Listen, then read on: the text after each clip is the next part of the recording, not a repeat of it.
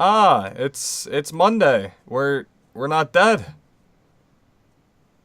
Yay. So yeah, Backyard Watch back. Uh yeah, we're here to talk about all the movies, TV shows, a little bit of gaming news, um and such. Uh I'm your host Eric Wall. Always here is my co-host, your co-host, Jeff. Hi, hello, Eric, and welcome back to the return of a rather hyped up podcast. Whether you're listening live on the channel 1138 Mixler, or you're listening to our jolly archive on the channel 1138 YouTube. However you're listening to us, thank you for joining us, and we are back. Can you believe it, Eric? It's been I believe it's been about 5 months since we last aired. 4.5 months. It's been a while. Yeah, I think the last episode was... I don't even know. I think it was like right before the end of Rick and Morty, maybe. So I think that was like the first week of September. I might be wrong about that. To be fair, I thought it was in early August, but I think that was the last one that you were on, and then you had to do your thing. Oh, yeah. Yeah. And then you started this, was a trash limo? Yes. How's that? That's also on a hiatus, because we just can't get everyone in the same thing at the same time. So what is it? There's someone listening here who probably hasn't heard of it before. Yeah. So Trash Limo is a little podcast that I've been working on, which is it's about us just reviewing bad movies. It's myself, my cousin, his cousin, and our friend. So yeah, and the name itself is it's an Easter egg, or it's a reference to Always Sunny in Philadelphia, which is one of my favorite TV shows. It's one of the episodes that they decide, hey, we're going to become trash men, because at the time, the garbage people were, they were picketing and all. Nice. Yeah. So that was it's something. It's something. I think I'm planning on recording a bunch, like I'm going to try to record it with them in the room at the time, because my cousin lives in Texas, and his cousin Jarrett lives in Jersey, and then our friend Roland, he goes to school with me. So nice.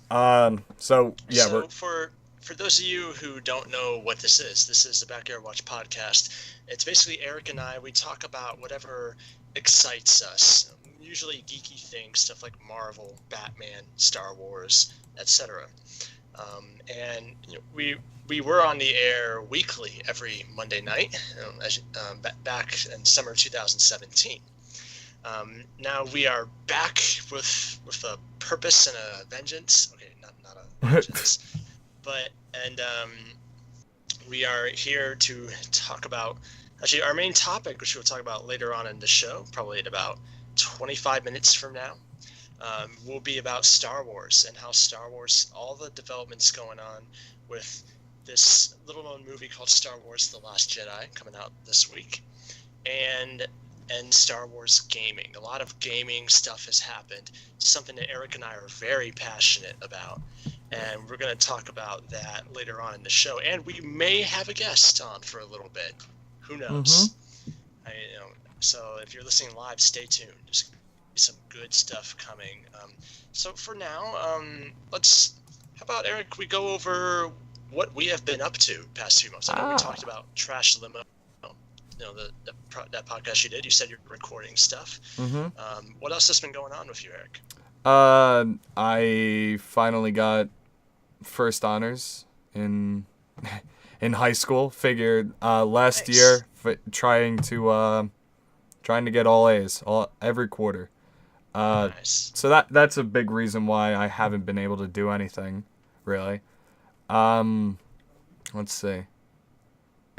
That's about it, honestly. I mean, I did play some Battlefront 2 with you Yeah, last yeah, month. That was fun. We should do that again. yeah. Mm-hmm. Although, to be fair, I don't know if I have much of an opportunity to do it because this break is very busy for me this next few Yeah. weeks. But as far as what I have been doing, I've been going through school throughout the fall semester. The main reason why we couldn't do Backyard Watch podcast is because I have marching band usually during this time. We don't have it anymore. It's finals week now. School's winding down, and the marching band is kind of we had a rehearsal last night, but it's because we have a bowl game that our football team's going to play in a couple weeks. And basically, yeah, I've just been going through school and marching band and learning music stuff, and it's really fun. I'm expanding the way I listen to music now, just thanks to a music theory class. And it's very fascinating seeing patterns that occur within multiple parts of basically multiple melodic lines in music. It's very fascinating seeing the kind of counterpoint that occurs and whatnot. But I'm not going to go too deep in it. I know we're not here to talk about music today, but yeah, and also I'm excited about the future. I have opportunities to see family throughout this month, and I will be partaking. Something we will mention later on in the show is the big old Channel 1138 crossover that's occurring this Saturday. I'm meeting the guys in person on Thursday, and then we're gonna watch The Last Jedi a million times, probably like 5, and we may do a little reactions thing Thursday night. It'll probably be like for iTunes or for the Star Wars Underworld website or something. And then Friday, our good buddy Zach Arnold is graduating from his university. So some of us, we may get to witness it. I don't know. It depends on if we can get tickets for it. It's kind of a weird situation there, but if not, we'll just watch The Last Jedi again. Yeah. And then Saturday night, we'll do our crossover podcast, which it will be right here on Channel 38 on the Mixler at Saturday at 10 p.m. Eastern Time, 7 p.m. Pacific. Eric, I hope you can listen to that. Like, it's gonna be like backyard. It's gonna be like old backyard watch. Like, it's gonna be late night show, late night vibes. It's gonna be some fascinating stuff, man. Yeah. I probably won't. Yeah. Jesus, I just burped. I probably won't be listening to it live because I will. I was not. Again, aren't you? Yeah. No. I haven't. I didn't get tickets until like a couple days later, so I didn't get tickets until this Saturday. So. Nice. Yeah, but the good thing is really nice seats. Figured. Don't really care. So. Yeah, so now I'm just in a media blackout more than anything. I say that, and I'm on Facebook right now. Yeah. No, but yeah, I mean, the hype level is extremely high. But before we talk about Star Wars, let's dive into the news segment. For those of you listening live, you may notice later tonight that Fandom Fraternity, a show that airs every Monday night on Channel 1138, usually they have a news segment. I believe it's NBC 1138, news brought to you by Channel 1138. I don't believe we can exactly say that name and use that for our show, which we won't. But I'm basically saying there's no news on Fandom Fraternity because we're doing a double E=MC² table where we're going to rank Return of the Jedi and The Force Awakens. As a consequence, there will be no news on that show. But for those of you itching for some news, we got some news on the Backyard Watch podcast. So a lot of stuff has happened, but I believe this news is stuff in the past week, correct? Yes. So what's in the news, Eric? Okay, so the first bit of news that we have is that 3 new trailers that are like really hyping up the entire internet more than anything. They were released, I think. So we have Infinity War that was released 2 weeks ago. Was Infinity War 2 weeks ago? Or was it? No. It was a week and a half. No, okay, so... hold up. Avengers Infinity. Okay. A live research break from Eric Wall Jr. Yep. What would Backyard Watch be without it? All right, let's see this. Oh, it was the 29th. Oh, jeez. I'm getting a phone call. Oh. Well, I'll go. So that was about a week and a half ago. Yeah, and then the Jurassic World trailer that Chris Pratt. Yeah, another Chris Pratt movie. Another. You thought Guardians of the Galaxy Volume 2? It's your appetite for Chris Pratt. No, you're gonna get some more here, man. Yeah. So yeah, that released last Thursday. I know that one for sure. And then yesterday was the official Ready Player One trailer. So.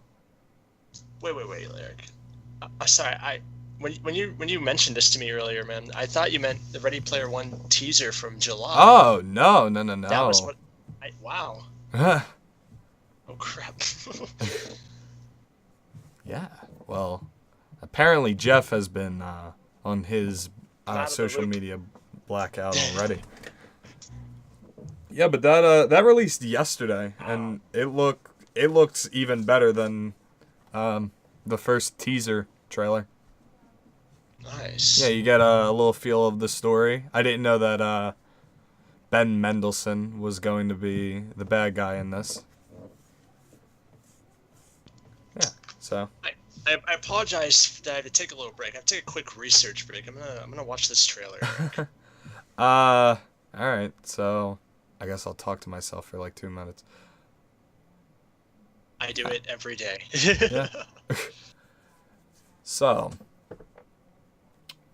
how's everyone doing?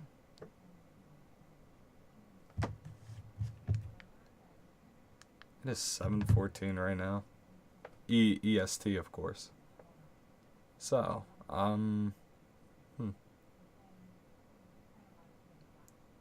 EA's a bad company. Whoa, how about that?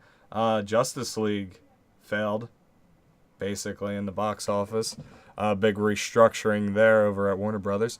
Thinking about more news that probably we missed. Somebody probably died.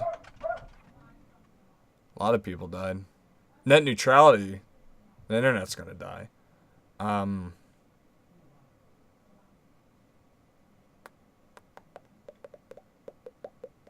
almost saw Hannibal Buress in concert, and then I realized that it was a Nas concert, so I don't like Nas all that much. So that was the end of that story.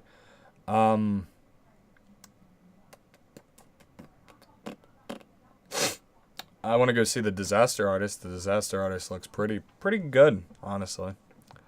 Oh,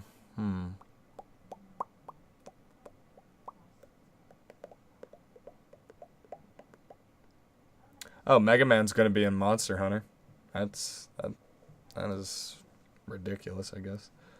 The Destiny 2 DLC came out. That's a failure. I hate it. I think Destiny is going to the wolves again. This Ready Player One trailer is really nice, though. I'll tell you that. A lot of good things. Deadpool, it seems like, is going to be in it. Or Deathstroke. You can't really tell. It's a little silhouette. Harley Quinn's definitely in it. You see a very good image of her. Tracer from Overwatch is in it. I don't know if Jeff even got to that. I don't know if Jeff's actually listening right now. There's more stuff. There's definitely more stuff that I've missed. I'm reading Othello for school. That's something. Is it interesting? No. That's where that ends. Lego Marvel Superheroes 2 came out. I don't know how that did. I don't know what that's about. Guess I'll save what I was about to say for hype factor. Don't really want to say it now. It'd be redundant. think Lego was just... Oh, Lego won a lawsuit against a Chinese knockoff brand. So I should be done soon. Okay. I don't like rambling on. Huh. Wow, that was intense. Nice. Alright, it's Really scared me a little. A little longer research break than I intended, but it's okay. So, quick thoughts about the trailer. I know we have a limited time for news, but I was impressed. I mean, it ended like a very hyped trailer. Like a lot of things going on. Like holy cow! Kind of. You have people dancing on a dance floor that's like in space. Like what? It kind of reminds me of. You've seen the Lord of the Rings movies, right? Parts of them. Okay, so it's at like the beginning of Fellowship, when the humans and elves are attacking the orcs with Sauron. It kind of reminds me of that, and it seems like that's most likely going to be the climax of the entire movie. So, yeah, I was also I don't know if you heard me at all, but I was talking about the references and all. Did you saw Tracer from Overwatch, I guess? I did. Yep. Oh, was that in the trailer? Yeah. Interesting. Oh, okay. So you want to go back a second and let's talk about the Avengers. Or wait, we can talk about this and then Jurassic World and then Avengers. Okay. I think that's fine. Let me look up Player One references. Player One references. Ready Player One references. Oh, this is Schmoop. I love it. You know that, right? It's for just in case you never like read a book or something. I should know that basically. I never read the books that there's King Kong's in it apparently. I didn't know that. Or no, I did know that. It's very clear that King Kong's in it.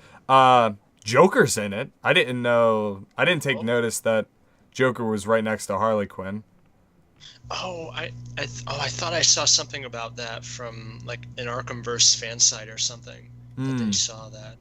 Yeah, well, to be fair, the Harley Quinn that's in it does look a lot like Arkham Knight Harley Quinn. So yeah, that was what I saw. Yeah, that it looks like that skin for Harley Quinn. Yeah, I thought it was a really good skin. Yeah, or appearance in the game. Lara Croft's in it for like a second. There was a character in there that I thought looked like Cloud from Final Fantasy VII. And then, best part was race cars. Love race cars. Yeah. Motorbikes. Oh, man. Oh, did you see the Adam West Batmobile in it? What? Oh, crap. Yeah. It's very, like, blink and you'll miss it. And then also the Mach 5 from Speed Racer's in it. And so is the Black on Black from Mad Max. I don't know if you've seen that. Tracer from Overwatch is in it, and then Chun-Li from Street Fighter is also in it. Also Chucky. Now, my real question is, will they get a lot of, like, original voice actors for this? Like, let's say they get Mark Hamill or Troy Baker. If they don't get Mark Hamill, I'd be okay with them getting Troy Baker for the Joker. Not for a movie. These are voice actors, not full-on actors there. Yeah, but it seems like that everything in like the virtual world is all CGI. Oh. Yeah. Really? And then, okay, so back to this Lord of the Rings thing. So a little funny thing that I just realized is, in this reference thing, you see a little sword, and that sword that you see with Tracer and Chun-Li right next to each other, it's a sword from Lord of the Rings. Yeah, it's an orc sword. I'm sorry, Orc sword. I just watched Lord of the Rings again not too long ago. So cool. Yeah. I can't wait to see Iron Giant. Like, will they get Vin Diesel to play Iron Giant? That's what I'm wondering. Hold up. Ready Player One. So Ready Player One, will you go see it, Jeff? Oh, hey. Just got this. Oh, sorry, man. I just got this ad from Warner Brothers about Ready Player One. Watch the trailer. I'm not sure. I'm worried it's just going to be like too much fan service, and then it'd be like a bad movie as a result. I don't know. I'm intrigued by the video game premise, but I'm not. I'm more of a video gamer rather than a film watcher. I know, how ironic. I don't know. Are you going to see it, Eric? Yeah, I find it cool. On this? It's an 8. I just don't like. Hold up, I need you to look this up real quick. Check out the poster for Ready Player One. It looks ridiculous. Now it's a very like, yeah, it looks fine as a poster or whatever, but you need to see what they like screwed up on. Do you have it up? I think so. Is it a kid looking out? A better reality awaits. Yes. So I want you to pay attention to his right leg. Look how long that thing is. We don't have a height reference here, so. But how do you know? in correlation to his body, it just looks ridiculous. I mean, my leg is taller than my torso. Does that mean I'm superhuman? I mean, so is mine. But that looks like double. Or no, I guess my leg's actually double of my... Jeff, how tall are you? Oh, no. Jeff, how tall are you? About 6'3". Okay. Wow, you're as tall as my dad. Jesus Christ. That's what I'm excited about when I visit the Channel M38 guys this weekend for the crossover. For reference, it's the hosts of the SWU plus Zach plus Mondo from Wastelands. Yeah. And I'm curious to see if I'm the tallest one of them all. I'm thinking you might be. Well, you know, Chris is small. Yeah. I find it so funny that Chris is the only person that I've met from the channel. Considering... I mean, same here. Oh. You lagged a little bit there. Yeah, sorry. Yeah, but... Yeah, I got a leg up from that lag. Sorry. All right. Let's move on to news. Yeah. Let's talk about. Okay. You mentioned the Avengers: Infinity War and Jurassic World: Fallen Kingdom. Yeah. Trailers. You want to go into Jurassic World first? We're gonna have to make it. We're gonna have to make this quick fire. Quick fire for Jurassic World. Okay. So, Fallen Kingdom looks pretty good. Just him yelling and running from dinosaurs. And they said that's only the first 57 minutes of the film, so that's pretty good, I guess. I get. They're gonna cram a bunch of crap into the. It's a 60-minute film. 3 minutes of credits. That was a joke. But it'd be something. All right. But I'm fairly hyped for Jurassic World. I saw the first one about a year ago, and I thought it was okay. Thought it came out like almost a year ago. But let's talk about Avengers real quick. Yes. I am hyped. Just the fact that they used the main Avengers theme, that's how you get me hyped up, man. I'm so hyped about this. Okay, so the one thing that I'm not hype about is how Thanos looks. I think he looks terrible. It's better than his representation of Marvel vs. Capcom Infinite. I mean, I'm pretty sure that anything is better Anything's than that. better than that. I could draw I'm not good at drawing whatsoever. Not so. Star Wars Masters of Teros Kasi. Whatever the heck that was called. I think you're on the dot with that one. I always forget the name for that. Yeah. So yeah, that looks fine. not I really that can't many believe, references you know, in that. we've seen so much hype, so many teasers about this from Yeah. past Marvel films, and it's impressive that we're getting it. We're getting it this coming summer. How do you feel about that, Eric? Okay, so two things that I'm really looking forward to. Tony Stark's reaction with Doctor Strange, because I'm almost positive that he's going to just like talk science about him and be like, this isn't real. This is all just science or something like that. And then I'm also looking forward to, mainly because this is coming from the cast themselves, that the interaction between Tony Stark and Drax is amazing apparently. Nice. And that they like really hit it off. And I really can't wait for that. Dude, I just I find it interesting that Thanos has a different appearance on Earth than he does in space. I thought that was very interesting.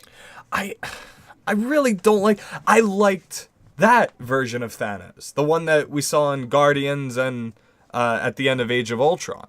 I think that was by far the best representation of Thanos that we've gotten. I think the one at the end of Avengers is pretty good. You only see like the side view of him, but that's pretty fine. But he looks like Bruce Willis or Rick from Pawn Stars. And I just think he looks ridiculous. And they said that this is because, he doesn't need armor anymore. But it wasn't really armor. And you mainly got rid of his shoulders and the little helmet. So maybe he'll get it at the end. Maybe a really like cool looking like version of that at the end. I'm really hoping that he gets all the Infinity Stones though, because that's something that I've been waiting to see since Avengers. We've had the Infinity Stones and everything hyped up so much. Yeah. Considering they were horribly used in Marvel vs. Capcom Infinite. Mind you, I haven't played the game. I've seen people play it. It's weird. But This is good. Hype level of 9 out of 10 for. Okay. I guess I should mention this now real quick. So apparently, Finn and Phasma are gonna be unlocked like right away tomorrow. Like no credits at all. Oh. Yeah, so that's pretty good. That's an anti-EA thing to do. Yes. Okay, we'll get into that later on, though. Here, wait. I'll send you to the Reddit link. Okay. All right. You wanna get going with these Game Awards? Wait, I just want to react to this one thing really quick. So, on the Channel 38 group chat, that's like only for hosts of it. Yeah. Like our good buddy Jake Damon posted this image of a kid wearing a Porg costume. Now, he looks let me so clarify something happy. to everyone. I love the Porgs, man. I'm doing this trip I'm doing to Texas to see my buddies. It's all for the Porgs. I'm doing it for the Porgs. But oh my god, oh my. What's your reaction, Eric? He looks so happy. The kid looks so happy. Oh man, I think it's so jolly, man. Oh my lord, that's. The Porgs. Will Porg. Chewbacca eat a Porg? Oh god. He's gonna eat a Porg. I'll bet you that. Will Luke eat a Porg? Okay, so these Game Awards. Yes. Sorry about that little. I just thought that was a funny thing to mention.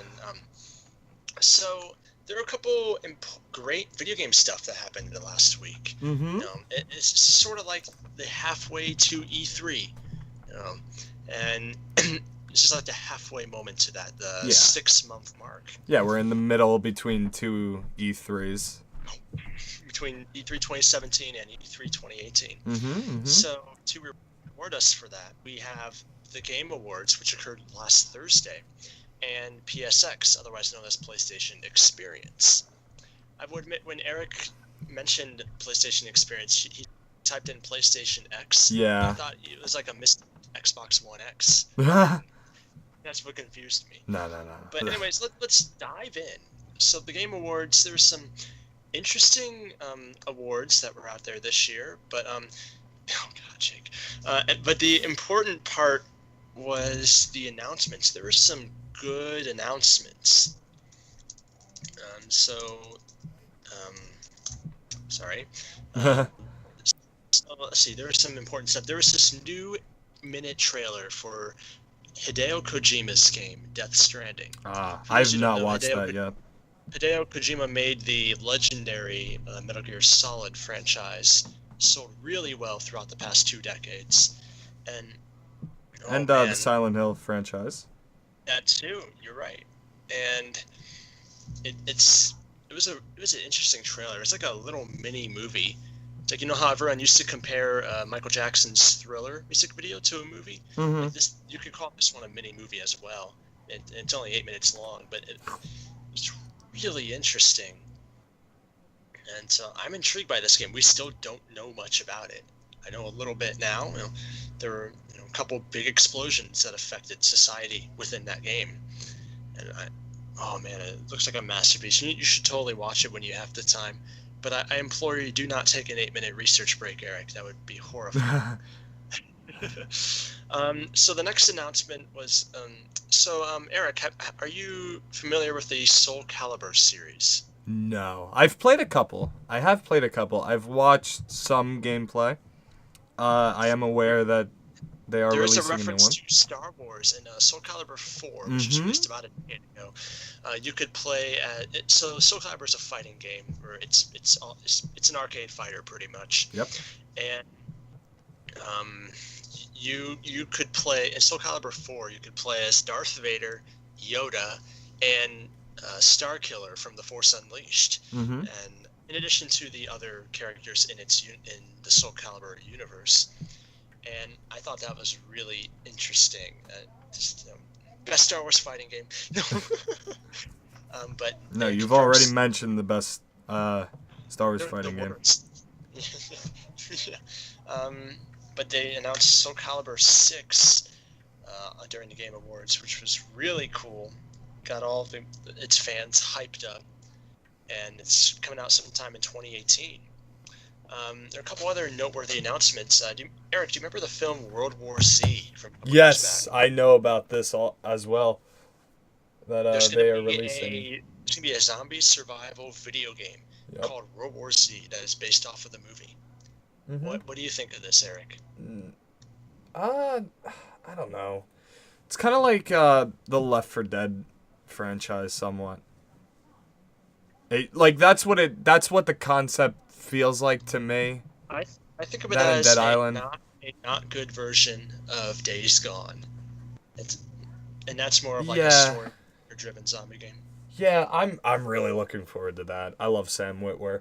I think that he is going to really do well as that character.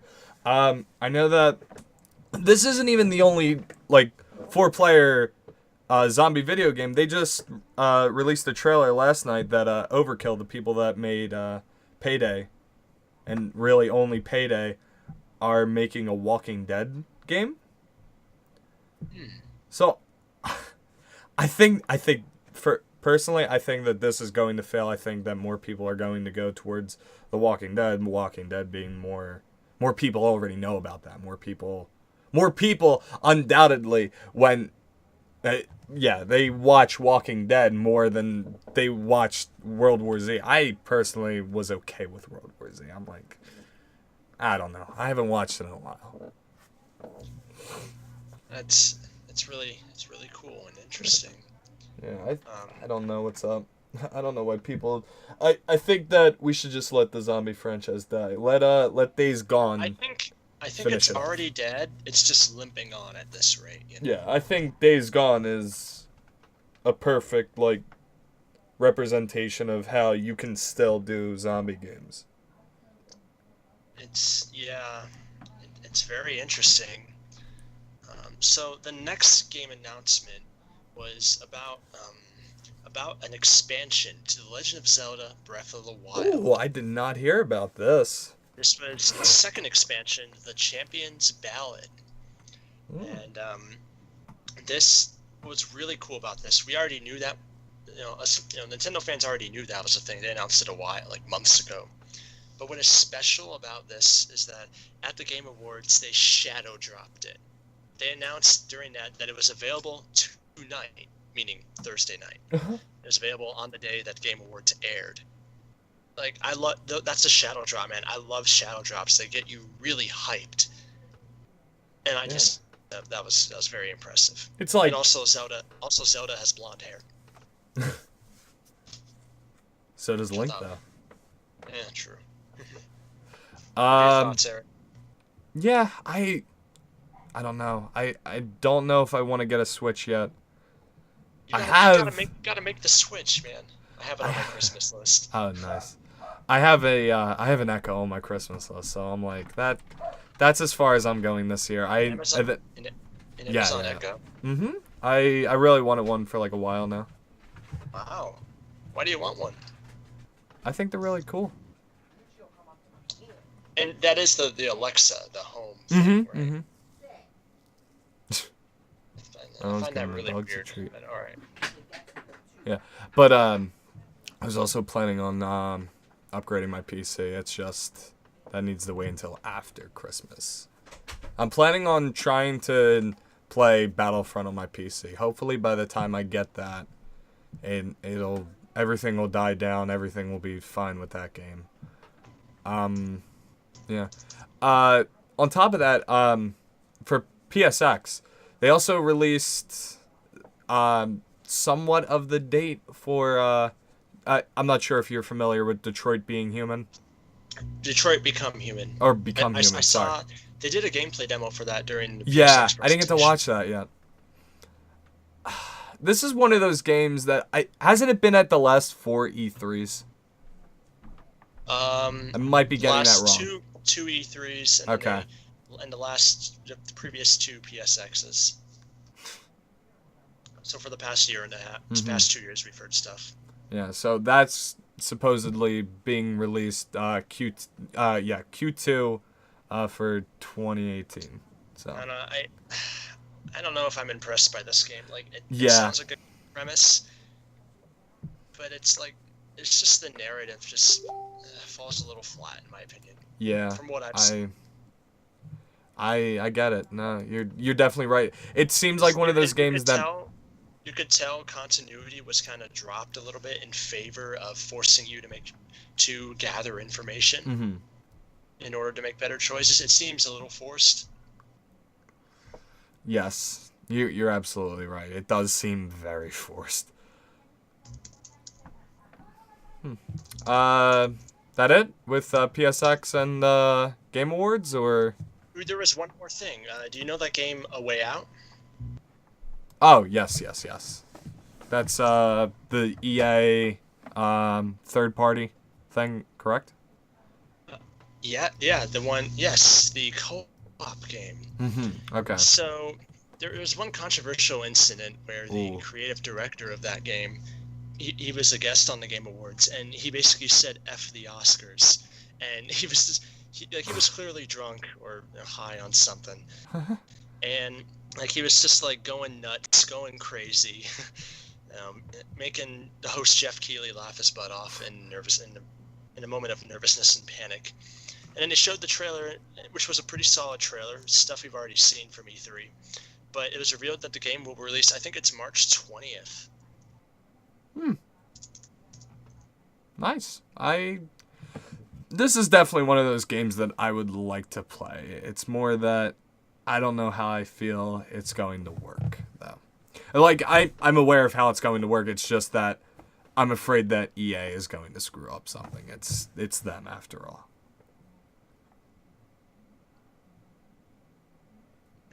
I don't know. It sounds like a cool game, though. Yeah.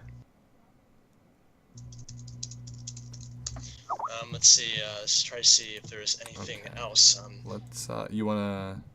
Because I think our guest is about to come on really soon, and we'll dive deep into our main topic. Okay, this one. Okay, so I'm going to mention this last bit of news real quick. So Ryan Reynolds is going to play Pikachu in the Detective Pikachu movie, which seems okay. It's just I really wanted Danny DeVito to play him. That's it. That's interesting. Apparently, Skype's not working on our guest's phone.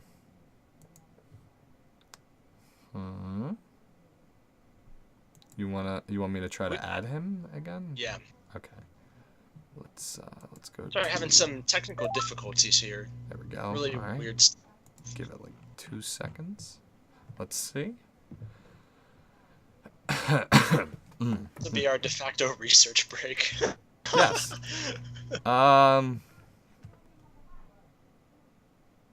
Oh, so, one more thing to mention from the Game Awards was that Breath of the Wild won Game of the Year. Yes. I forgot that beating out PlayerUnknown's Battlegrounds, Horizon Zero Dawn, Super Mario Odyssey. I forgot the other one. I don't remember the other contender. Sorry, but it wasn't Battlefront 2. I know that. Yeah. But anyways, I mean that's really cool. Zelda it's a great game, great open world game. It's very fascinating. I have the Wii U emulator because Breath of the Wild also came out on the Wii U. I think I might try to play that sometime soon because I have the file for it. Yeah.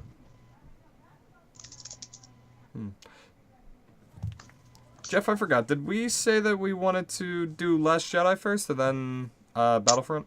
I'm trying to remember. Yeah, I'm trying to find it real quick in our chat. We'll do Battlefront. So what we're going to talk about in a moment, guys, is Star Wars. How a lot of things have happened with Star Wars over the past few months, and sorry, I'm doing two things at once right now. And the first, let's talk about Battlefront first. We're talking about gaming, the state of Star Wars gaming.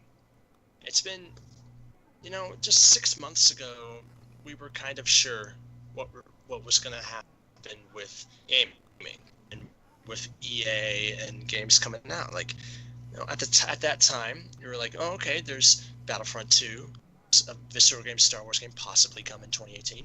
There would be a Respawn game in 2019. And other than that, we didn't know too much.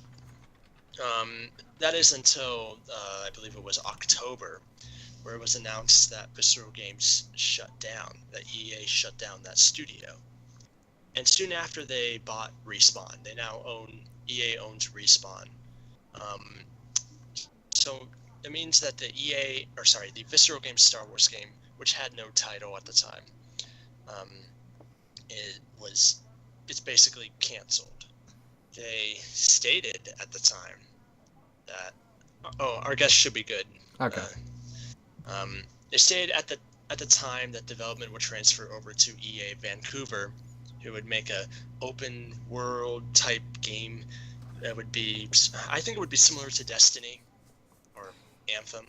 Yeah. I don't know how I feel about that. Personally, I do like Destiny. It's more that.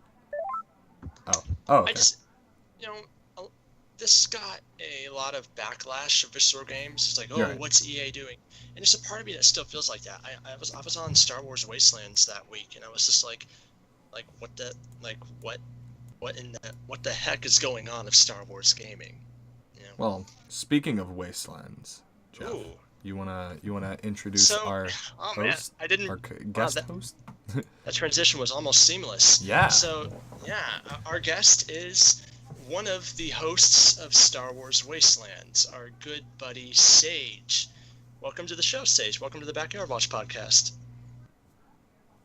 Hey guys, thanks for having me. It's been a very long time since I've been here. Apologies for the delay. It decided to snowstorm in Canada. So, Ooh. yeah. Ooh. We just got snow down here. I hope you got winter coats over there, man. Believe it or not, mine is actually packed away. I'm pretty nice here, and just out of nowhere we're getting floored, so I had to unbury my car. Holy cow. That's insane. That's a huge contrast to whatever's going on here in Arizona. Ooh. I'm freezing right now. My feet are terrible. Oh, dude, my toes are so bad right now. I didn't let the car warm up before getting in. I got errands to run before finishing fraternity tonight. And, which, apologies for the background noise. I'll mute whenever I'm not talking. And, like, my toes are just, they're hurt. Dang, dude.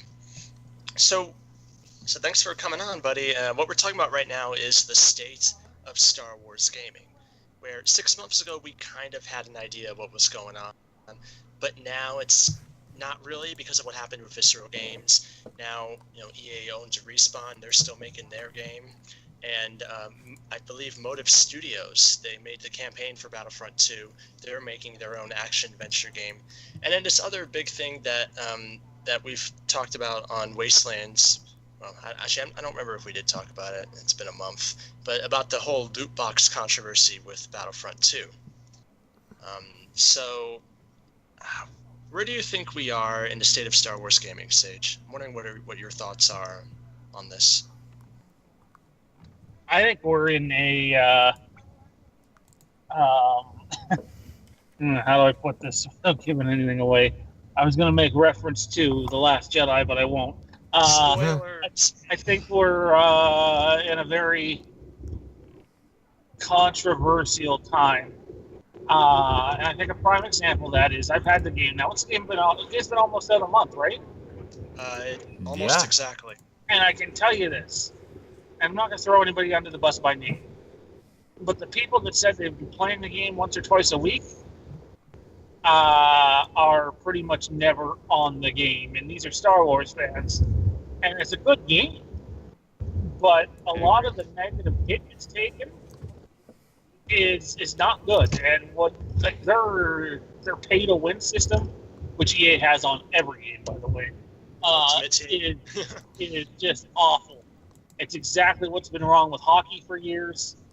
And I honestly don't know where it is. I think the best thing to do is to get away from exclusive EA distributing. Right. Yeah. But Mondo's more in the know-how than I am with the stuff that happens behind the scenes with games. And he doesn't think that that's likely. And I'll give Mondo this. He's pretty spot on calling the games. Because it makes me nervous because, there's all of that going on with Battlefront 2. There's some solid stuff. I mean, yeah, the campaign could have been better. Whatever. You're in Star Wars. It's very immersive and it's a lot of fun. But Did you just say the campaign could have been better? It's akin to a Call of Duty campaign, it's just sword is a Call of Duty campaign. I would agree with that. And the gameplay, well, it's cool at times and unique. You play the campaign with the story, and the story is the most interweaving story we've gotten Star Wars can get. I just don't like the marketing of it, honestly. I won't get into spoilers because just in case, people do watch this later on. You will find some similarities. I'll just say you'll find similarities to The Force Unleashed. That's all I'm going to say. Yeah. Except I felt The Force Unleashed did it a little better, but that's my opinion. Yeah, considering it took longer for that to happen. But I get your point. It is very interwoven, and what impressed me was how there's a point where it connects to The Force Awakens, and I remember at the time playing it was, in my opinion, I thought it was the best scene of the game. And it was so immersive and realistic. So, I kind of want to pose a question real quick. Are you guys going to be playing the last 3 story missions tomorrow? No. I will be driving to the Channel 1138 crossover. Oh, so I forgot about that. Which you better be safe, by the way. I want check-ins. I want check-ins to make sure our flufficator's okay. I know. I'm already planning on it. I probably will be don't want playing to it. because, I mean, the Lucasfilm Story Group has already told, like, they came out publicly on Twitter and said, if you want a clean slate going into The Last Jedi, do not play the Battlefront 2 DLC campaign stuff. And that was followed up by a couple of people today. I think one of them was the guys from IGN and somewhere else. So they've gotten their hands on it early, obviously. And, I mean, we already know the story. The one story was titled Project Resurrection. And I mean, I'm like anybody else. I've heard stuff, but, the validity, there's no way to validate what you've heard until you played it, right? Like, you can hear spoilers about The Last Jedi if you want, but you probably never fully believe it until you see the movie. When I hear Project Resurrection, I think of that royal guard that had like the Emperor's hologrammed face.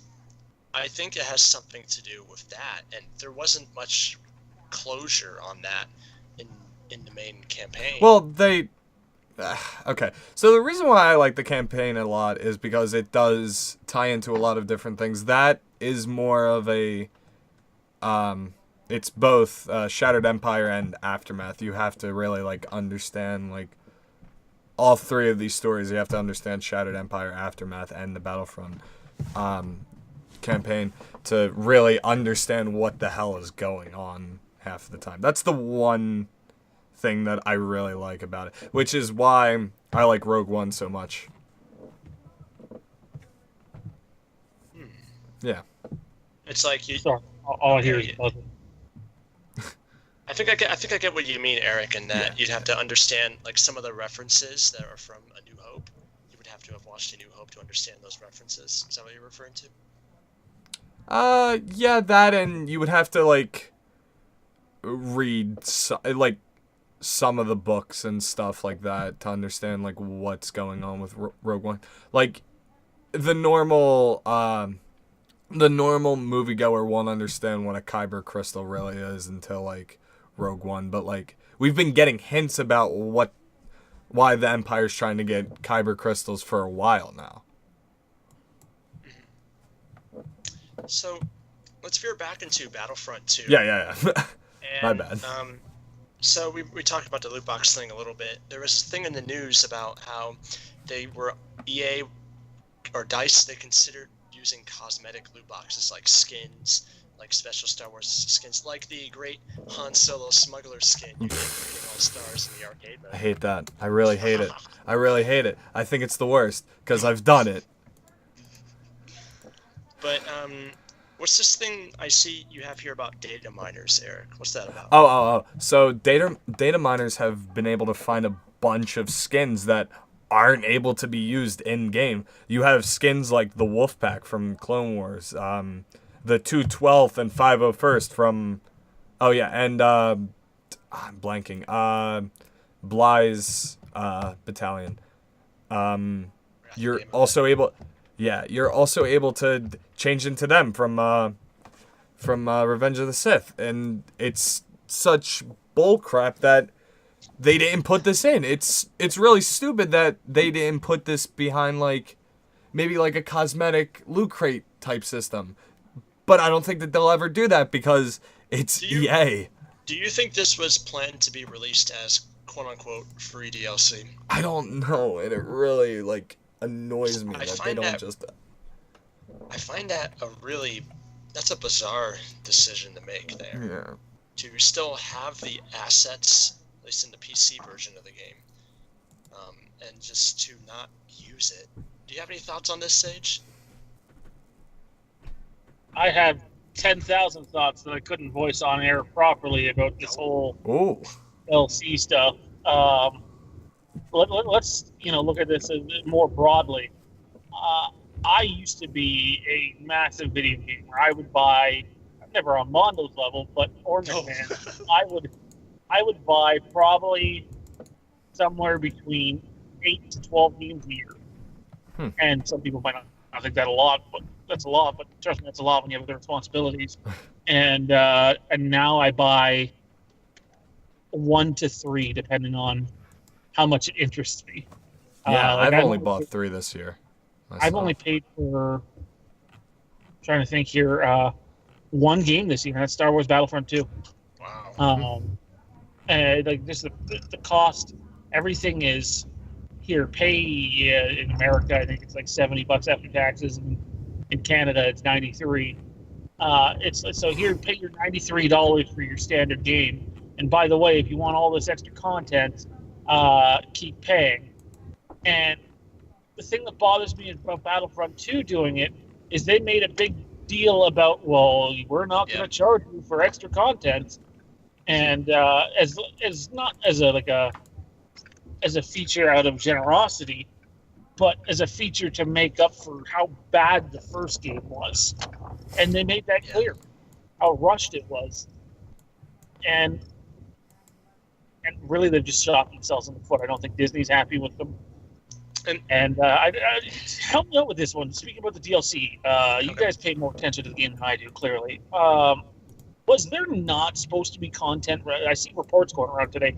Content released yesterday that did not get released, and there was like notification given about it whatsoever by EA or guys. Yeah. So there was a little okay. So in Destiny, you have some, like, you can, like, do certain things on this time, and then you'll get, like, special rewards. Oh, it's like and a all. special event or something. Yeah, it was called Blast Sunday, and they didn't have it at all, really. I was on it yesterday too, and you'd think they would have some sort of objective or like reward for playing that game mode. But no, there wasn't. There was nothing. And not even to go out on social media and let your face know that, okay, so we're not going to be able to do this today, or we missed this.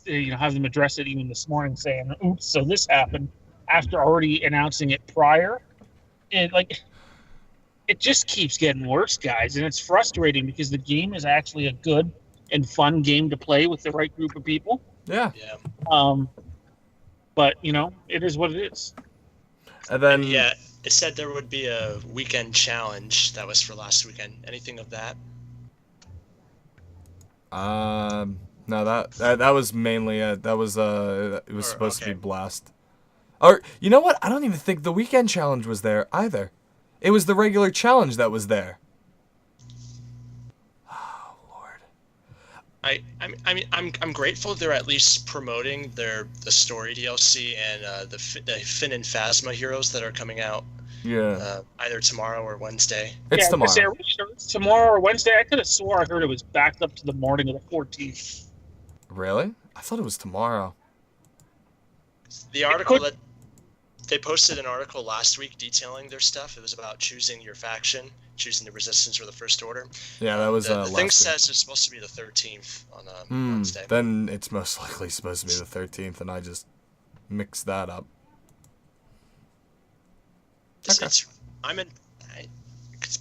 Part of me is impressed that I'm grateful they at least did a trailer for that stuff. I was worried they wouldn't promote this stuff at all because they don't have an additional revenue source. You're getting free DLC, and you can't. EA doesn't have any revenue source from this other than the core game because they dropped payable microtransactions. There. Sorry before I mute myself for a second. That right there is why we're not getting the Visceral project either. So there isn't really a long-term intent to change. No. Which, I saw a report a couple of days ago that, the sales units for Battlefront 2 are 20% of the sales for Call of Duty World War II. And that's the other big market. Okay, I think that's actually false because if I remember correctly, last month, Elder Scrolls beat it out, or rather, Skyrim beat out World War II, and then Battlefront came in at number 2 for November sales. Believe it or not. Yeah. I'm gonna send you this article, Eric. Okay. That I got it. This was like yesterday. Either way, I know that Battlefront Sales 2 are got definitely lower than they were for the first Battlefront. Right. Yeah, like if I remember correctly, yeah, you know what? I think you're absolutely right. You sent it on Facebook, I guess? Yep. I don't even have Facebook open because I'm afraid that I'm going to scroll through it. Get Messenger, dude. Get the I do have Messenger. I do, but I don't like picking up my phone during... Yeah, probably not a good idea if you're trying to avoid spoilers for The Last Jedi either. Yep. This is off topic a bit, but ET Canada, which is no different than ET down there in the States, or Entertainment Weekly, pardon me. Thank you. Roz, who's a film critic up here, and a well-known one in Canada. So this isn't like somebody going on Twitter or Reddit or whatever. This was right on ET Canada this morning. And he said, quote, I'm not going to tell you too much about the movie because it's under embargo and I don't want to lose my job, but my instant reaction is it's really, really good and different. And for the love of God, avoid the internet because somebody who went to that premiere on Saturday night has loose lips. The real spoilers are not hard to find. They're actually everywhere. All right. Yeah, I deleted Facebook and Instagram off of my phone. Yeah, I'm not worried about Instagram because I don't have much Star Wars stuff on Instagram. It's more that I'm afraid that somebody's going to post it, and I'm going to be scrolling through Instagram because I don't have Facebook to scroll through. So I'm going to be scrolling through Instagram, and I'm thinking about deleting Snapchat for the week, but I have Snapchat streaks, so... I'm 17, so... There's reports of people on PlayStation and Xbox changing their gamer tags to spoilers. Is that what that was? It's sad, really, that that bothers me. But you know what bothers me more so is the fact that these film critics and reporters and I won't name him by name, but I mentioned it in our chat earlier. A certain reporter from a certain popular website and magazine that gets to cover a lot of the pre-release stuff in the months leading up to the new Star Wars movies, made a quote. I read the quote. Mind, I read spoilers a while ago, which half of them turned out to be about true, and the other half I was surprised. But I don't mind spoilers, but I respect people that don't want to be spoiled because they don't want to be spoiled. And in this case, I don't think you should go and spoiled. So it didn't bother me in terms of like he did something gross to offend me, but it bothered me that thousands of people follow this guy because of who he is and how often his name is brought up around Star Wars circles. Tweeted out something so ignorant that every even normal Star Wars fan who's seen the movies will be able to put two and two together and go, "Why the hell did you just tweet that?" So I got on him, and a couple of his reporter buddies tried to defend him, and I was like, the leaks are already out, man, and all you did was verify it. And then today, finally, he deleted the tweet and replaced it with something else. It's like, so you left that tweet up there for 48 hours, and now you've blown the movie and a big part of the movie for the fan base who might not want it to be spoiled. I know some people will be like, well, then stay off social media. There's a big difference between going to sites, massive news sites, and getting stuff reported that they're not supposed to reveal spoilers, and they could be in a lot of crap if they do. Yeah. So you don't expect to get spoiled by them. And then when someone like this comes out and does, I don't think he did it on purpose. I think it was a mistake. But he tried to be clever and got caught. And now there's literally thousands that know the outcome of the movie. And I feel bad for them because they didn't want to be spoiled. And I hope this guy gets punished for it. I hope he does not get to cover Han Solo. That's why I am avoiding Twitter. That is a hotbed of little spoilers like that, little hot takes. Hell, I even muted the Channel 1138 group chat because I'm very Damon.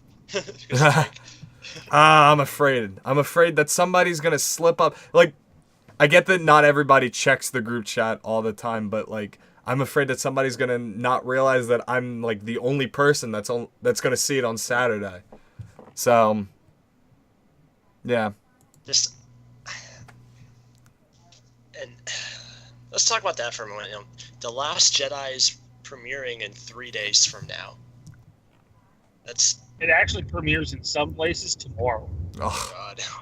uh-oh. Guess I'm, all right, I'm done Avoid with the Reddit. internet, Eric. I'm done with Reddit. I'm How going do you- to... The North American release is slated for December 15th, Oh, yeah. but we get to see it on the 14th. Well, a lot of people assumed that the first day for countries in Europe is the 13th, so we'll have spoilers the day before we see it. Not true. They're no different than us, where they get it a day before too. So technically, people will be viewing the movie in Europe tomorrow night. Because of time differences, yeah. It's going to be interesting. I mean, I hope you're both hyped for it. We're all huge Star Wars fans. Yeah. I am. I'm probably just going to be watching Star Wars for the next couple of days instead. I'm probably not even going to go on PlayStation, honestly. Because now I'm afraid. Sean, you've put the fear in me from going on anything. People should be afraid because I've seen screenshots of a few of these things. Don't get me wrong, spoilers are spoilers. Yeah. And there's a lot of people right now, without getting into detail about said spoilers, that are, freaking out. And it's like, please remember the instant reactions that were given on Twitter, the non-spoiler stuff, of how overwhelmingly positive the reviews are and how much people love it. They all say it's different, but the people love the movie. And then you see these screenshots of people, and it spoils major events because there's no context behind their name. It still spoils it, though. Like, I don't get what is wrong with people that need to do this. No. I don't think I've ever spoiled anything for anybody unless they want to be spoiled. I think, Sage, a lot of people are attracted to attention. They want to get that hot take, that quick reaction, that thing that's supposed to get attention, that shocks people. And unfortunately, spoilers are a way to do that. It's unfortunately the way we are on social media nowadays. This person's got to prove that person wrong, and etc. And really, social media, from what I've seen, and I'm on Reddit, I'm on Twitter, I'm on Instagram, I'm on Facebook. It's split between two spoiler theories: one that someone released last week, and then one that someone released about a couple hours after the world premiere. Mm-hmm. And everybody wants option A to be right. And then, I don't know which one's right. I really don't. I just know it's one of the two, according to very credible sources. And it's just, look, I'm a hard ass, okay? I'm not going to say I'm Stephen A. Smith for those who follow sports, but I'm okay with having the unpopular opinion in the room because it's my opinion. I value other people's opinion. I don't like Rogue One. Eric just said he loves Rogue One. That's awesome. Yeah. If someone else loves something, that is great because then maybe sometime down the road, their opinion, grows on you, or maybe it doesn't. But the wonderful part about all fandoms is it's all a matter of opinion and how we interpret it and how we enjoy it. Not everybody has to like the same thing or hate the same thing. I completely agree, honestly. I didn't like the Lord of the Rings movies at one point, and now I love the Lord of the Rings movies. In fact, I just rewatched every single one of them. I don't like The Hobbit, so... Yeah, see, I've only seen Lord of the Rings once, like the movies. I've only seen The Hobbit once. Yeah. And I see why people would like Lord of the Rings better. Yeah. But I don't have a preference. I don't. They were all enjoyable movies that I like, but I'm in no rush to watch again. Oh, yeah, it's been a while since I've seen Lord of the Rings, and I got the chills when I watched The Hobbit still.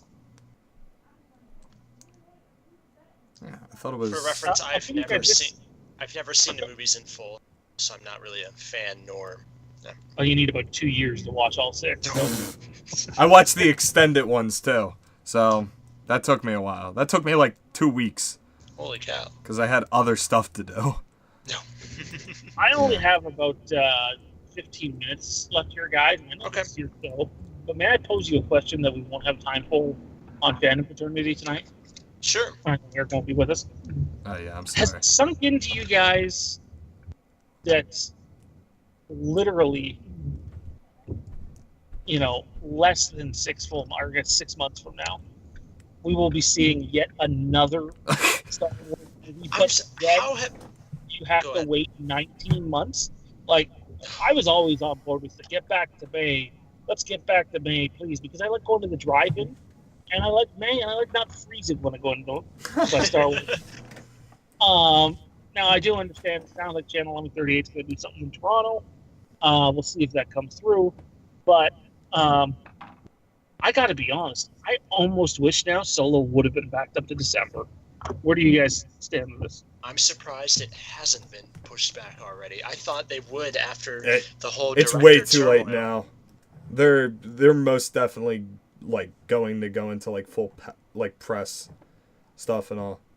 Oh God, yeah. I went to the theater the other day to pick up the physical copies of the tickets because I don't want to show up the day of and find out that there was a problem and we'd ordered all of our tickets. Yeah, online. I have my tickets in my sock drawer.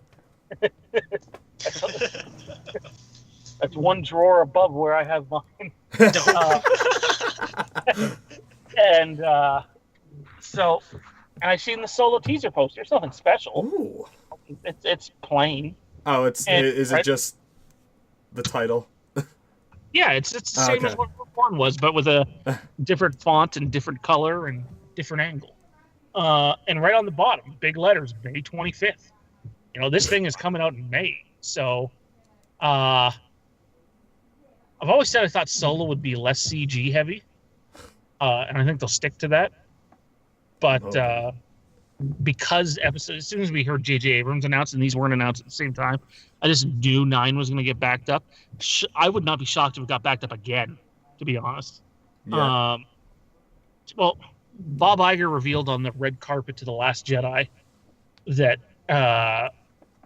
when the red carpet for The Force Awakens happened, the next day they were flying out to a set for The Last Jedi and reading the finished script the next day after The Force Awakens red carpet.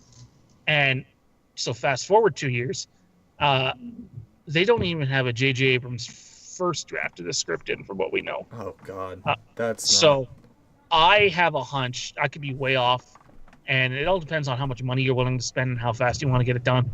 But I wouldn't be shocked to see Episode 9 come out in May of 2020. I'd be okay with that. I'd honestly be okay with that. It's stuff like that makes me go, well, I wish we would have pushed Solo back to December, because the idea of having to wait 19 to 24, 25 months for a movie again, ugh.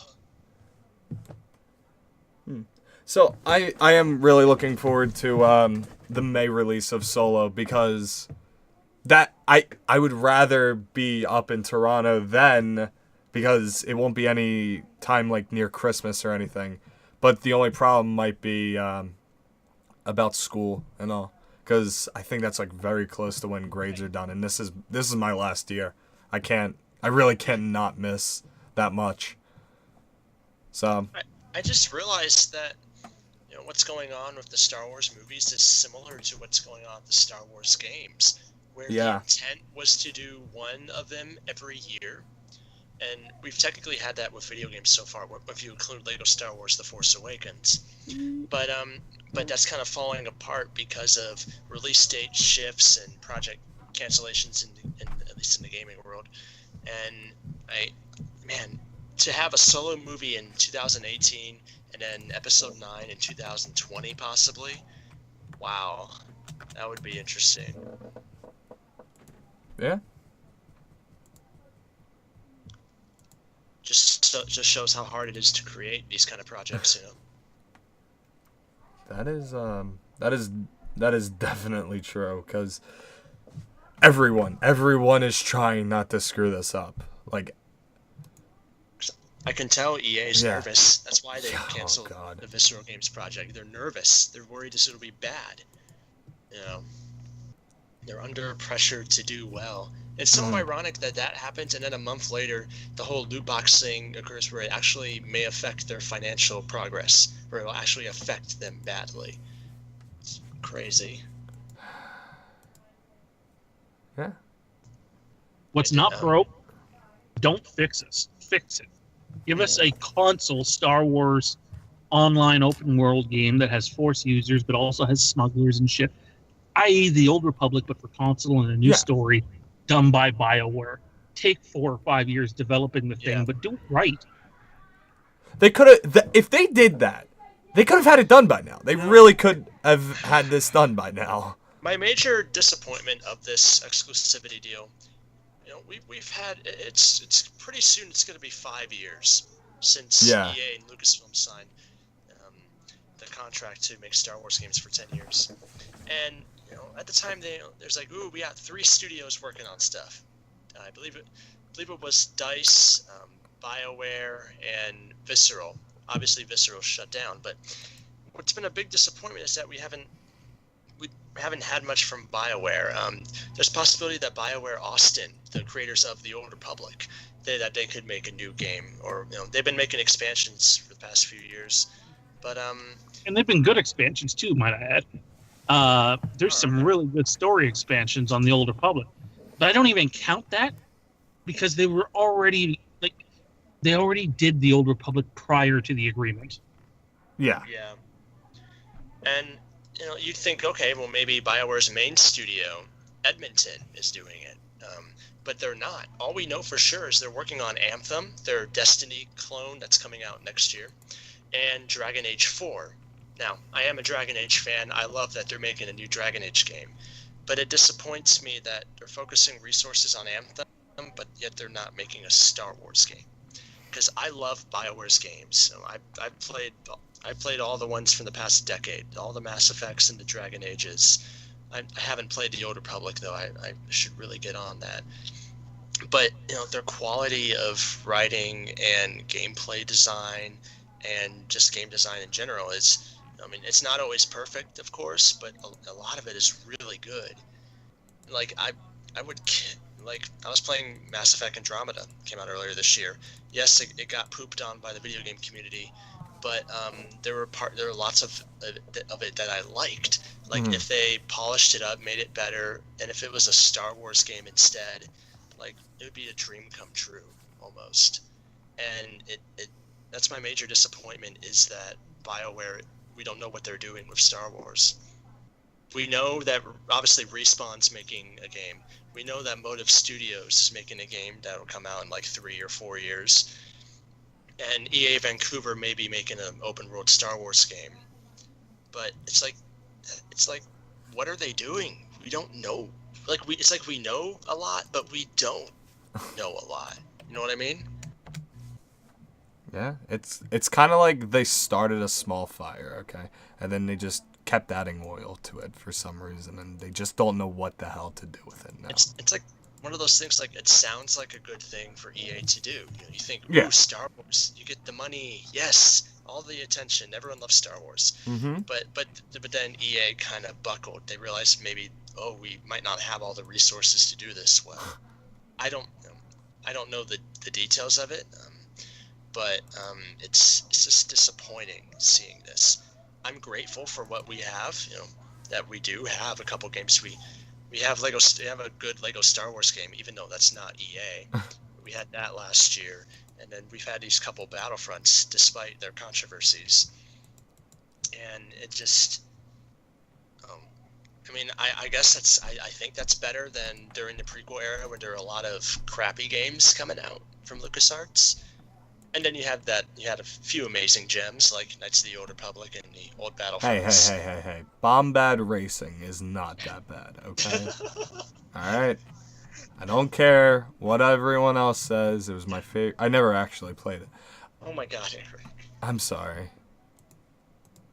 I almost expect EA to make something like that.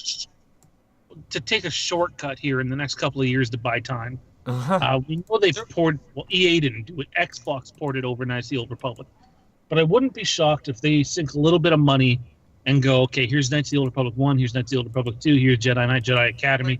with updated graphics and stuff that was cut out of the game, re-entered back into the game. Here's to buy time for the next 4 or 5 years when we make up for our massive mistakes. You know what, you're saying that? Like, they won't do it, but they will. I would be so happy if we had that. I want a Knights of the Old Republic remastered, man. That'd be so cool. I'd be perfectly fine with this, honestly, and I hope that they do this. It's just I don't see them actually trying. EA's not one to do remasters, though. I remember people were clamoring for the original Mass Effect trilogy to be remastered. And they're like, no, we're not going to focus on that. We're going to focus on creating new experiences. They said something like that at the time. I don't know. It doesn't feel like something EA would do. Yes, why would we want your money for something that worked well, and then give you something that doesn't? Yes, that's, I don't know. I don't like their business. I am way more confident in Marvel video games. They don't have an exclusivity deal. They have a good, what looks like an amazing Spider-Man game, no pun intended, coming out. I didn't even. And then you have an Avengers game and a Guardians of the Galaxy game potentially from Square Enix. Yeah, and on top of that, you already have the Telltale Guardians of the Galaxy game, which we have talked about plenty of times. And I did like the first episode. I have not played any of the other episodes because I'm still waiting for the last one. But at least there's some content. Yeah. You know? It's another thing they could do. Give us a Telltale game, a Telltale Star Wars game. I'd be all over that. Yeah, and it's not like that Telltale doesn't already have like any Disney properties. They have Guardians of the Galaxy already. It's like, the problem is I don't know the parameters that this exclusivity deal covers. Because I know Disney themselves did some things before Disney Interactive shut down. There was Disney Infinity 3.0. They had Angry Birds Star Wars that was done through LucasArts as a licensor. That was they had a couple of mobile games from that. But I think Angry Birds was already out before that was released in 2012. 2014. Was it? It was 2014, I believe.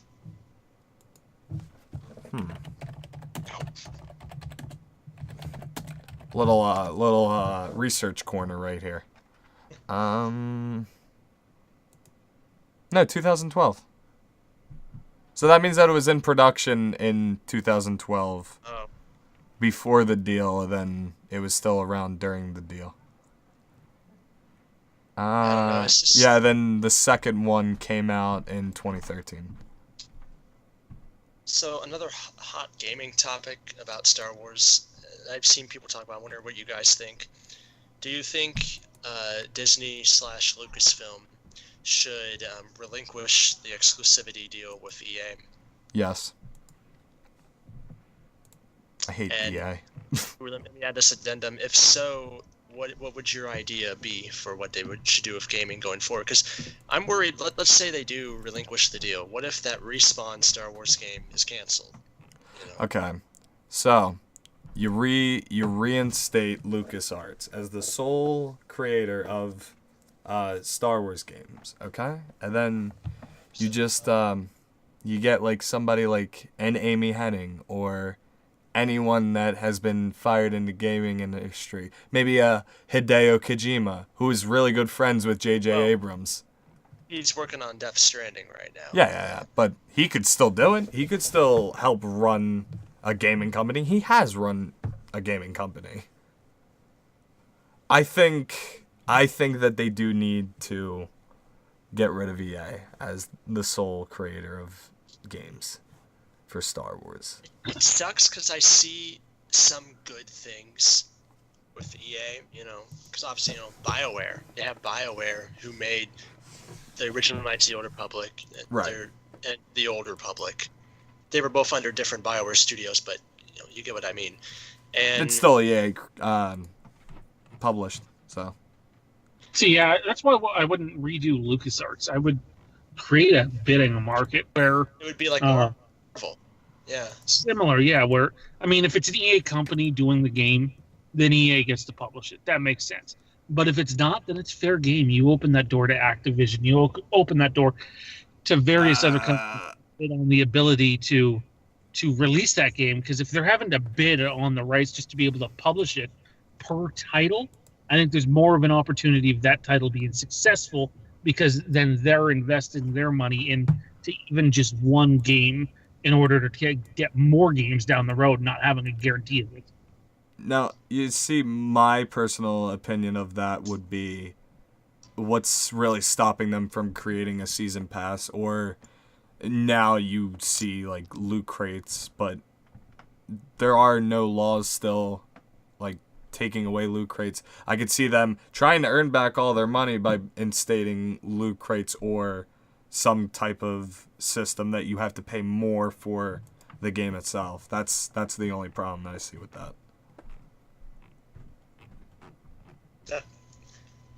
What worries me is seeing where the AAA, where the big corporation, the big publishers of video games, seeing where the industry is going.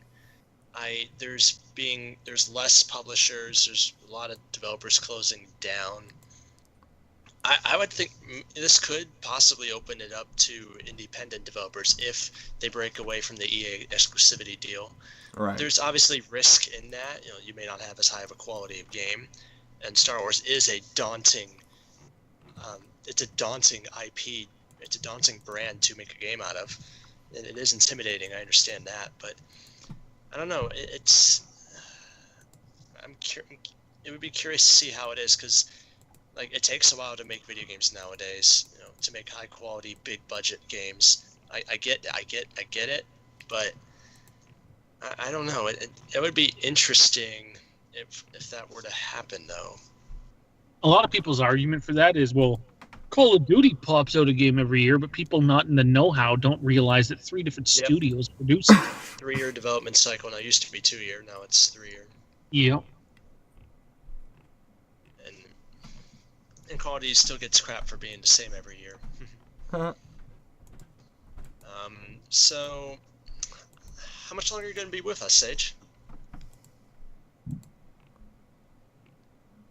You got me for about 5 minutes, guys, and then I got to jet. Okay. So, Sage, what is your hype factor? What is the thing that you are excited for the most? What are you most hyped about? I mean, it has to be Last Jedi, right? Yeah, I was going to say, is there context to that? Like, about The Last Jedi, or just what am I hyped for the most? Pretty much a general thing. I mean, it doesn't have to be The Last Jedi if that's not the most excited thing coming out in the future.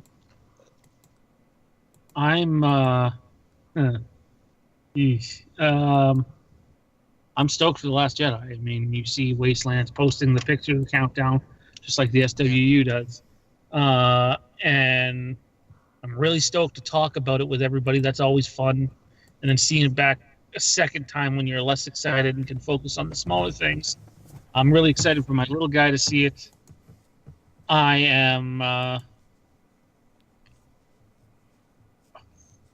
very worried about how the overall fan base is react to the movie. And I know people are going to be like, well, all the reporters gave it overwhelmingly positive. But all the reporters are not diehard Star Wars fans. And this fan base, as much as I love each and every one of them, can get a little crazy. We get people that get, oh, well, Legends is garbage and it should be done, even though it kept the universe alive for 15 years. Or you're terrible for liking the new canon. Legends is where it's at. And I have a gut feeling that this movie could end up... I mean, I felt like The Force Awakens already did. It's not really staying things. Some people love The Force Awakens. I love it. It's my second favorite Star Wars movie, just edging out Revenge. But I'm worried. It's going to be an interesting weekend on social media. In terms of what I'm hyped for the most, though, is still the unofficially announced Kenobi film. Oh. What if we talked about this 2-year gap that could potentially happen between Solo and Episode 9? What if we had Kenobi in 2019? No, that's too early. never mind. If the Kenobi thing is legit, when do you think it's coming out, Sage?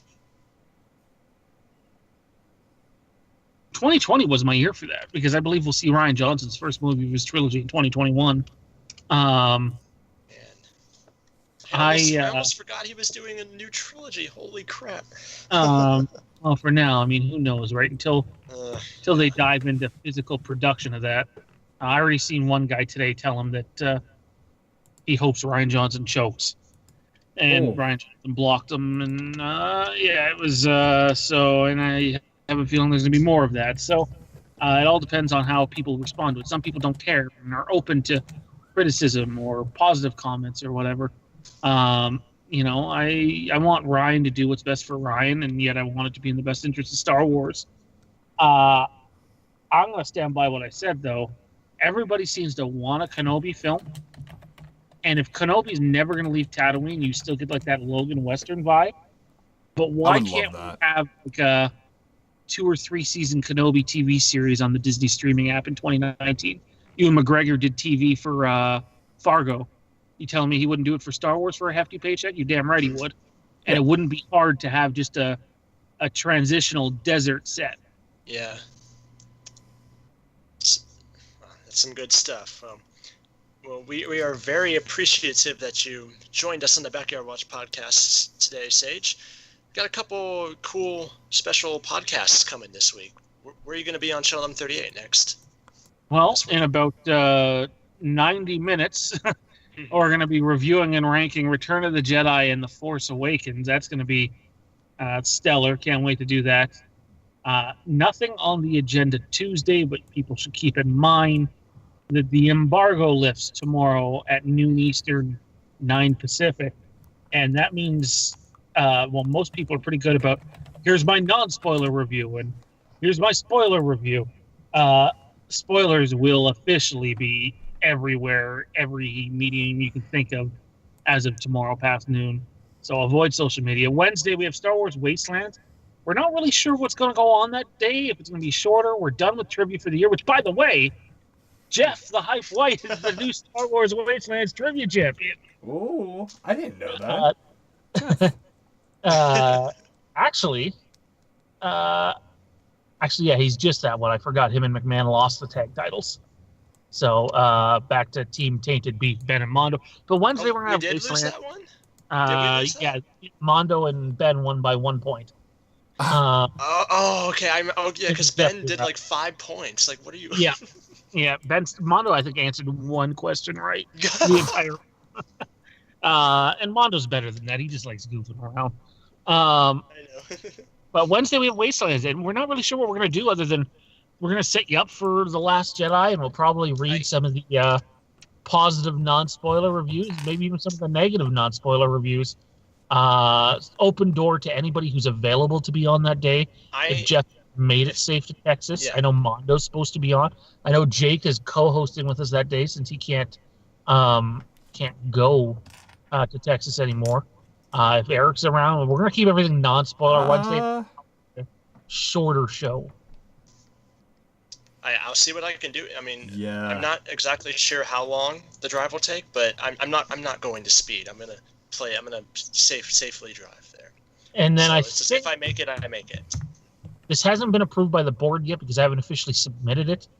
But I believe with no IPC Friday and no Wayward Roadhouse podcast Friday, that Star Wars Wastelands will go live again on Friday with just a brief review of the movie, probably a non-spoiler review, because then on the following Wednesday, because there'll be no Fandom Fraternity next Monday, but on the Wednesday is the Fandom Fraternity Star Wars Wastelands Star Wars Underworld crossover, which happens after your crossover, Jeff, which I'll let you get to. We're going to review and rank The Last Jedi, so with a ton of different people. So that's going to be it's going to be hard to review and rank that after only seeing probably. So is that crossover on Monday? It's Wednesday. No Monday episode next Monday. So a week from Wednesday. Yes. Ooh. Actually, I think I am available for it. So it starts at 10 p.m. Eastern, right? Yeah, So we'll probably start off with just basic, like, non-spoiler thoughts about the movie and your experience at the theater, and we'll let you guys talk about Texas a bit, and we'll talk about our 30-person event we have here in just outside of Toronto, and and then we'll jump into the square table, and it'll that'll get be real fun. easy.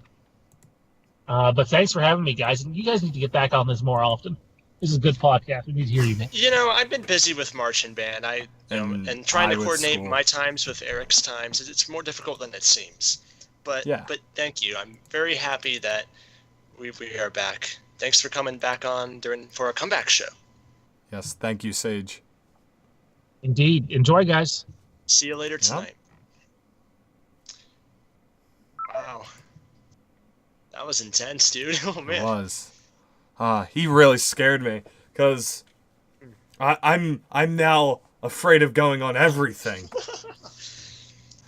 You see, I have an excuse to never use social media for the next couple of days because I'll be driving. Ah, So, yep. I have an excuse for not using social media. well, I'm currently pirating every single Star Wars movie, so. Eric, just get the Blu-ray. I mean, I already have the Blu-ray. I don't feel like getting on Did PlayStation you at watch all. the marathon that TNT aired last weekend? I don't like watching Oh, like basic Oh. cable Eric. movies. I don't. I think that it's really annoying because of all the commercials. All right. So, Yep. do you have anything more that we want to add to Star Wars? I think we touched base on everything. Yeah, I think we're good. What are your hopes for the story DLC of Battlefront 2? Okay. That's coming I out don't- in a couple days. I don't think that it'll spoil that much. Cause, okay, have you heard about the little theory about who Iden and Del are? Okay, you know what? I'm going to say this real quick. Spoilers for Battlefront 2. So, tune out if you're... Give it a couple seconds.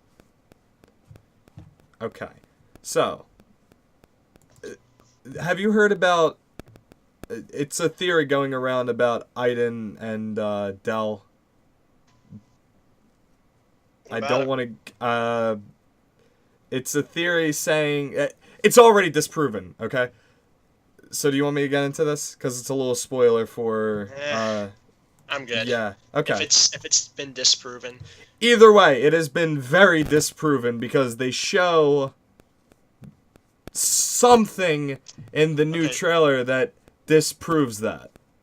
so I have an idea. I have an idea of ways Okay. to do it. So here's a better way to frame it. This is no more spoiler. We are out of Yeah. spoiler mode. We're free. What is your hype level for the story DLC? Okay. Are you excited? think- I've talked to you lately, and you've been a little down on Battlefront 2. So I have been down on Battlefront 2 because I don't like it all that much. And I think... I don't know. Battlefront 2 has been my second biggest disappointment this year. My first being Destiny 2. So... I think Destiny 2 is the worst. So, you know what? Anything's better than Destiny 2's DLC Oh my that just God. came out last week. So, you know what? I'm going to say 8 out of 10 for a hype factor. nice, not bad. 9 out of 10. Just give me more. Give me more. But Yeah. Anyways, I'm ready to speaking see of- what Speaking of happens. the greatest word in all the world, hype. Oh, We're at that time in the show where. this is my favorite. Yeah, it's a great. My favorite. I would normally say it's my favorite time of the week, but that's not true this week. Oh, because I get to yes. see that. My favorite time will be when I see the Last Jedi in 3D. And hopefully next year I can see you. Because Okay. next year in Toronto. That'll be interesting. That would be interesting. Yes. I'll probably Actually, I have drive the up time with for it, I Jake. just don't know if I have the money for it. Yeah. I'll worry about it when you get there. But Yep. it's the one, the only hype. Hype. It's the hype factor. So Sage revealed his hype factor earlier in the show. So Eric Wall Jr., what is your hype factor for this week? Okay, so this goes into what we were talking about earlier with PSX. They were talking about the Rick and Morty virtual reality game. So I, who has a PSVR, am planning on getting Lucky. it when it comes out next year on PSVR, and I'm very happy about it because I've seen like gameplay and all of it on like YouTube and on the HTC Vive. So I'm really looking forward to that. That's probably the biggest hype factor. There's a new update for Grand Theft Auto 5 Online. Ooh. It's releasing a new heist, and that seems pretty cool. I'm looking forward to trying to play that. I still want to get the Horizon Zero Dawn DLC. Oh, the Frozen Wilds. Yeah, have you played it yet? No, I'm still playing the main game. You haven't finished that yet. Wow, we gotta. It's a big game, man. I know. I think it took me like 2 weeks to finish, and that's not normal for me. Like Battlefront's game, the campaign for that. I took it took like maybe 4 hours to finish. For me. So you don't have a hype factor for The Lost Jedi? I do have a hype factor for The Last Jedi, but I think that would be too easy. So I kind of had 2 different things or 3 different things. I'm also looking forward to Christmas, even though I know that Christmas isn't now. You know, my 2 hype weeks factor. away. Oh yeah, oh god. My hype factor is Star Wars: The Last Jedi, and I know you're gonna be like, it's gonna say it's an easy way out, all right?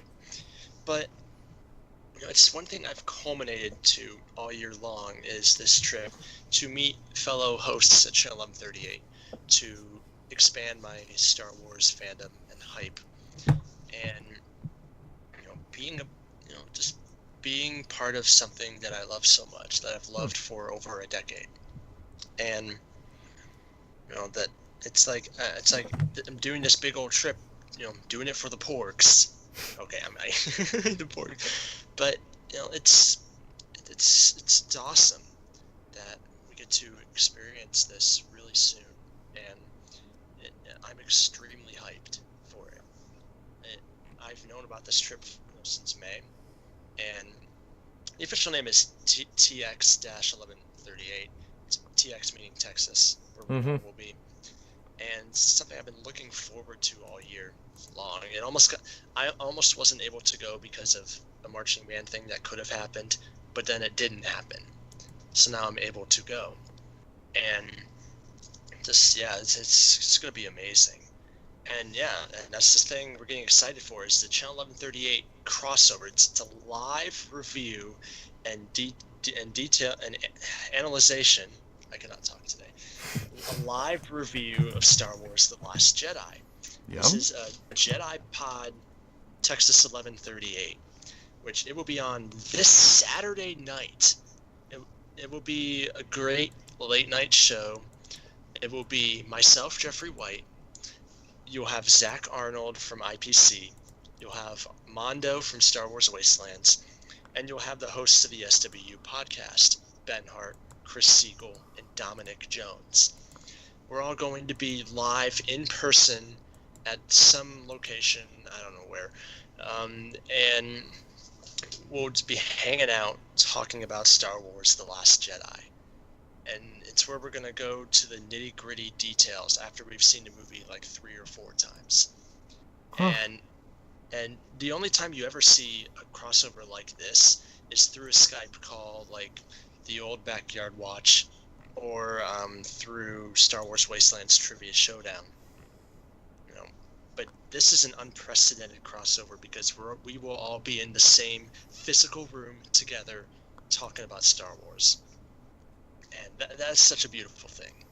So, there's other great Channel 38 things happening. If you're listening live right now, stay tuned, because in 1 hour and 13 minutes, you'll be I believe you will be on this too, right, Eric? No, I Okay. get up at All right. 7, so Gotcha. I like to So be in bed by then. Myself and a couple other people, I think not sure who. I know Jake Damon for sure. Some of the Wastelands guys will be on, and Zach will be on Fandom Fraternity to rank Return of the Jedi and The Force Awakens. Who knows where my ranking's gonna go? I gave A New Hope a 10 out of 10 rating. Only one on the host panel to give it such a high honor.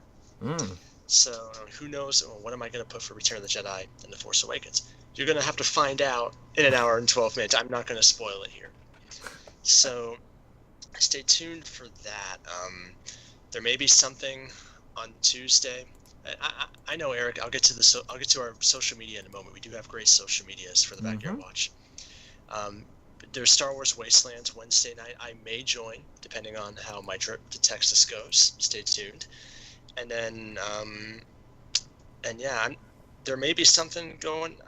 I don't know what else is going on, but there is the crossover this Saturday night at 10 p.m. Eastern, 7 p.m. Pacific. Mark it on your calendars. You better listen to this, Eric. You better stay up late and listen to this because you're going to have a fun, jolly time listening to all of us together live in person. And thank you for listening to the Backyard Watch podcast. First off, what's our social media, Eric? We got a lot of social medias. Okay. Stuff that you can follow. Well, you can follow us on Facebook, which is just Backyard Watch. You can follow us on Instagram and Twitter, which is BYW Pod, and you can listen to our archive at Channel 1138 on YouTube. And you can also listen to us on the archive on this Channel 1138 on Mixler. So when is when will our this week's archive be posted for those of you listening live? It's usually every Thursday. I will most likely be able to put it up on Thursday. So if you just tuned in late in the show and you weren't able to listen to all of our show, we did a good news recap and we did a good Star Wars segment with our good buddy Sage. And if you weren't able to hear some of it, it should be sometime later this week. And go to the Channel 1138 YouTube page. Just search Channel 1138 on YouTube, and we should post our archive there. It's going to be super jolly time. Right. And let's see. Thank you for joining us on the Backyard Watch podcast. We are back and better than ever. What a comeback. Remember 2 years ago I did this for #FluffWatch. I was like, ooh, we're doing a comeback, and then I never did an episode again. I will assure you that it will not be the case here. We will continue to do episodes. What's our status for next week, Eric? I may or may not be available for that. So, next week, all right? So, I think I might try to get the people that I do Trash Limo with to review the Star Wars Holiday Special. Oh, wow. Yeah.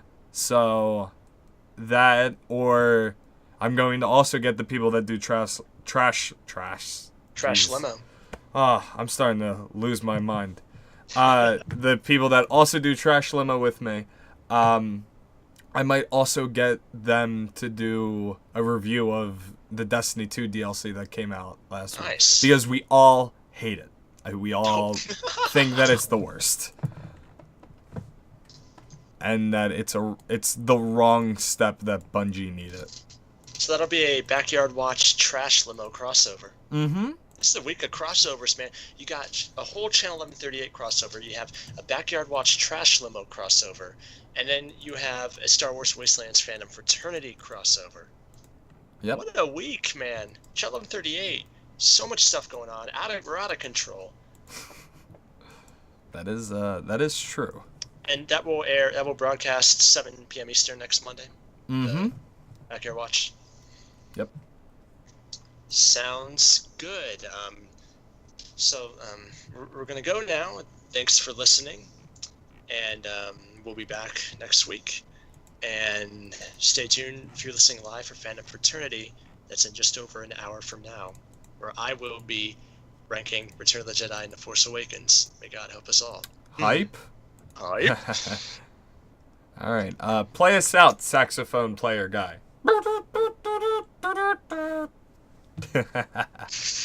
Oh, boy. I'm losing it.